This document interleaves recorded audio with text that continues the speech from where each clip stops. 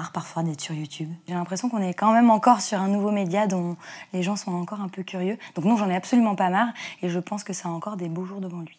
Ça compte, le nombre de followers? Je sais pas. En tout cas, si ça peut permettre à la personne de continuer ce qu'elle a envie de faire et de se sentir motivée avec des gens derrière elle, il faut continuer et le nombre de followers n'importe pas.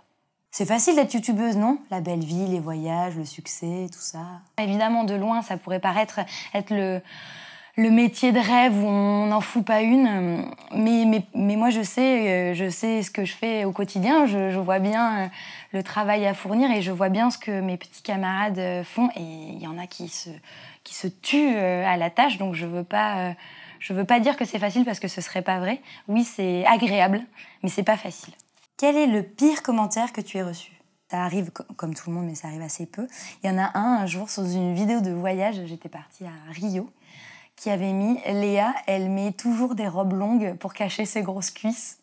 Et ça n'avait aucun rapport avec la vidéo. Et j'avais répondu « oui », parce que je savais pas quoi dire. Et il m'avait répondu « oh, tu m'as répondu, mais je m'y attendais pas, je suis désolée, c'est pas ce que je voulais dire ». Et j'avais dit « non, mais tu penses que tu veux », et le commentaire est toujours visible. Qu'est-ce que tu aimerais dire à tes haters? On peut pas vivre sans les haters. Je trouve que ça fait partie d'Internet.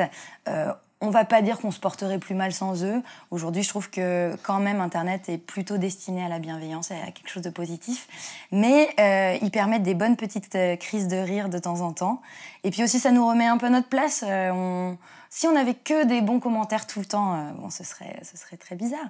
Après, j'aime mieux quand ils sont constructifs. Avoir des haters, mais qui ont un vrai avis et un avis objectif et constructif, ça peut être cool aussi. T'es pas un peu ridicule parfois? Bah bien sûr, je suis tout le temps ridicule.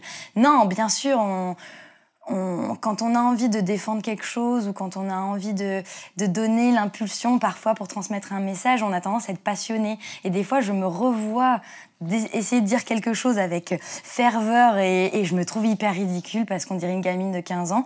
Et en même temps, je trouve que tant pis, ça fait partie de ce que je suis.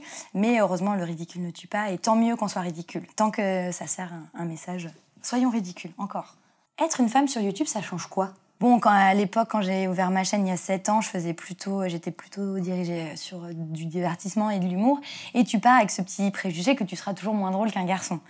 Mais même toi, en toi, c'est inscrit dans ta tête et tu pars avec ça. Donc tu pars tourner tes vidéos avec cette sensation de te dire il va falloir que je fasse mieux, alors que tu pourrais être beaucoup plus détendue.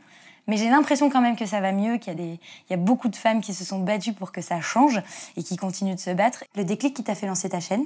Ce qui m'a donné le déclic, c'est de voir qu'on avait tous la même passion, mais qu'il y en a qui avaient eu le cran de les mettre en ligne, quoi. Donc je me suis dit, allez, go, on est pareil, j'y vais. Et tu dirais quoi, toi, à une fille qui veut lancer sa chaîne? Il faut pas hésiter trop longtemps si tu sens au fond de toi qu'il faut le faire. Je vois pas ce qui t'en empêche, en fait. Il y a tout est là pour que tu puisses le faire. Donc maintenant, il faut juste se dire, allez, quand est-ce que je la poste, quoi.